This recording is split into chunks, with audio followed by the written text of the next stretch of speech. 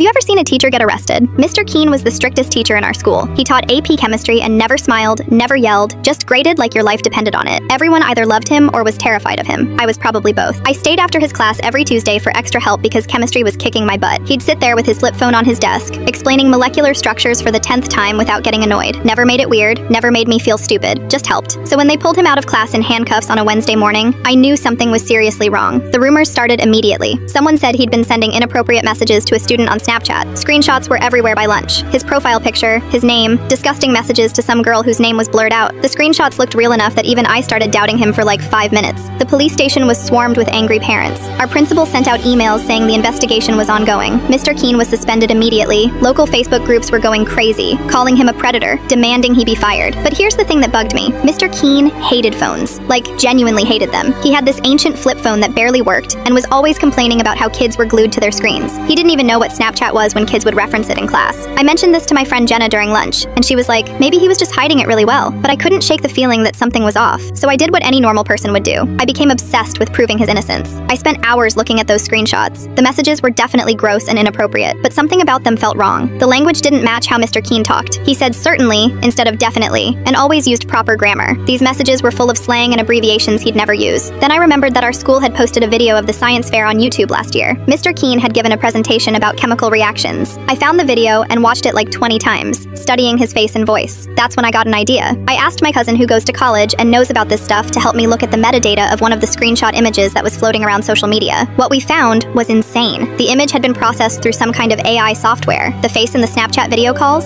It was literally Mr. Keene's face from the YouTube video, but digitally placed onto someone else's body. It was a deep fake. I brought this to my mom, who's a lawyer, and she helped me present it to the police. They investigated further and traced the fake Snapchat account to a school computer. The IP address led them right to Brian Hoffman, this senior whose dad was on the school board. Turns out Brian was failing chemistry. Like, seriously failing. He needed to pass to keep his college scholarship to some fancy school his dad had connections at. He figured if Mr. Keene got fired, they'd have to review all the grades from the semester, maybe curve them or assign new grades. He never thought anyone would actually investigate the technical side of it. He just downloaded some deepfake app, used Mr. Keene's face from the school video, created a fake Snapchat account, and took screenshots of conversations he had with himself. When they arrested Brian, he completely broke down and confessed everything. He got expelled immediately and lost his scholarship anyway. His dad resigned from the school board in shame. Mr. Keene came back to school 2 weeks later, but it wasn't the same. Half the parents still didn't trust him, even though he'd been completely cleared. People would whisper when he walked down the hallways. Some kids got transferred out of his class. He finished out the year, but over the summer, he quietly transferred to a school in another district. The last day of school, he pulled me aside and thanked me for believing in him when no one else would.